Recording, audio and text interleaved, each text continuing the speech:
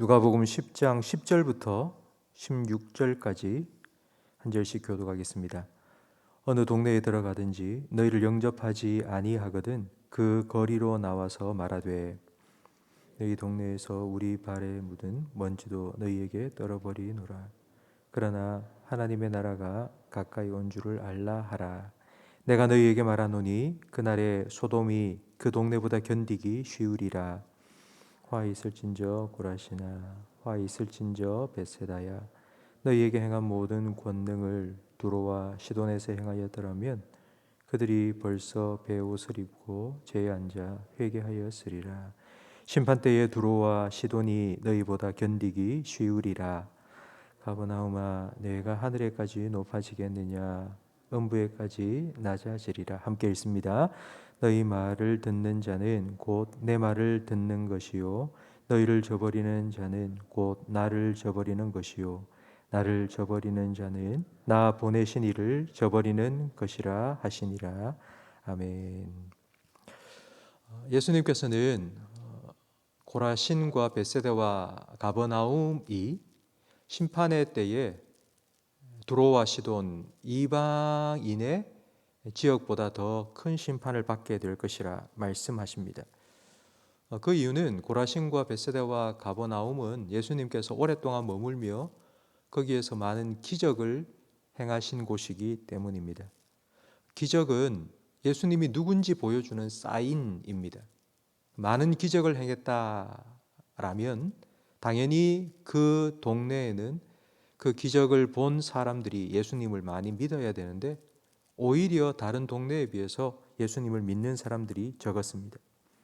예수님께서는 70인의 제자를 따로 세워서 둘씩 짝지어 여러 동네에 보내십니다. 그런데 예수님의 파송을 받은 제자들이 고라신과 벳세다와 가버나움에서는 거절하고 예수님의 제자가 전하는 복음 듣지 않았습니다.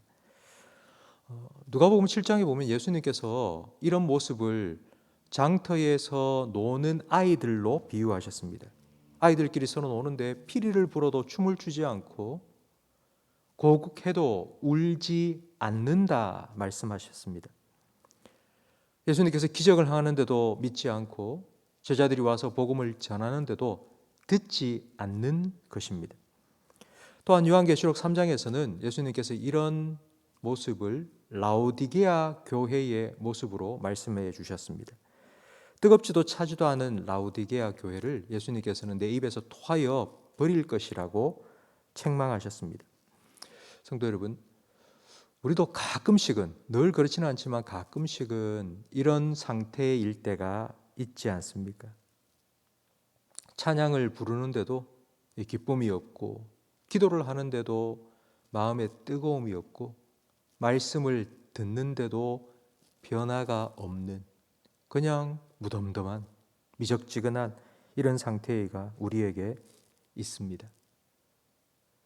그냥 차지도 뜨겁지도 않고 그냥 이런 무덤덤한 물에 물 탄 듯 무덤덤한 상태에 빠지게 되는 이유가 무엇이겠습니까?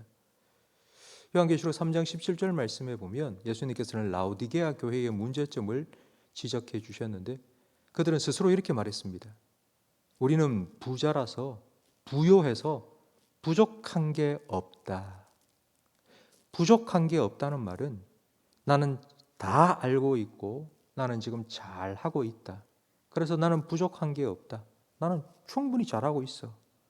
바로 이것이 부족함이 없다는 말이고 이걸 한마디로 표현한다면 교만이라 할 수 있습니다. 수많은 죄가 있습니다. 죄가 다 위험하죠. 그런데 그 죄 중에 가장 위험한 죄가 교만입니다. 다른 죄는 그 죄가 죄라는 것을 깨닫게 되고 그리고 회개를 통해 하나님께로 가까이 나아갈 수 있지만 교만이라는 죄는 깨닫지를 못하고 점점 하나님으로부터 멀어지게 만들기 때문입니다. 그래서 예수님께서 산상수훈 팔복을 말씀하시면서 그 팔복의 첫 번째 복이 심령이 가난한 자는 복이 있나니 천국이 저희들의 것이다 입니다. 심령이 가난하다 이 말은 바로 교만하지 않다라는 의미입니다. 심령이 가난하다는 건 나는 부족해요. 나는 연약해요. 어린아이가 아빠 없이는, 나 엄마 없이는 못 살아요 하는 것처럼 나는 하나님 없이는 못 살아요.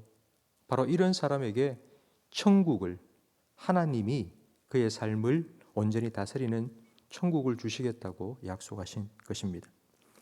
어른과 아이의 차이 중에 하나가 뭔고 하니 별로 감정이 없다는 겁니다. 어른은 감동을 잘 받지 않는다는 것입니다. 텔레비전을 보고 있는데 아이들은 옆에서 깔깔깔깔 웃고 있는데 어른은 무표정하게 그냥 보고만 있습니다.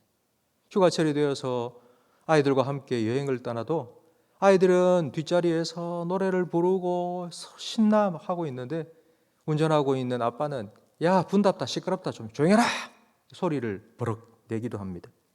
피리를 불어도 춤추지 않고 울어도 곡하지 않는 그와 같은 모습을 보입니다. 성도 여러분, 저와 여러분은 정말 하나님 앞에서 어린아이 같은 그런 모습 끝까지 잘 지켜나가는 우리들이 되기를 간절히 바랍니다. 아빠를 계속 바라보면서 아빠가 웃으면 따라서 방긋 웃고 아빠가 찡그리면은 따라서 슬픈 표정을 짓는 어린아이처럼 그렇게 하나님을 늘 바라보시기 바랍니다. 엄마 품에 안겨서 젖된 아이가 엄마 품에 안겨서 세상이 뭐 어떻게 시끄럽고 소란해도 그냥 편한 그 아이처럼 하나님 안에 늘 거하시기 바랍니다. 하나님의 법궤를 자기 왕궁으로 모셔오면서 얼마나 기뻤던지 춤을 추다가 자기 옷이 벗겨지는지도 모르고 그렇게 기뻐했던 다윗처럼 하나님 때문에 기뻐하시는 여러분이 되기를 바랍니다.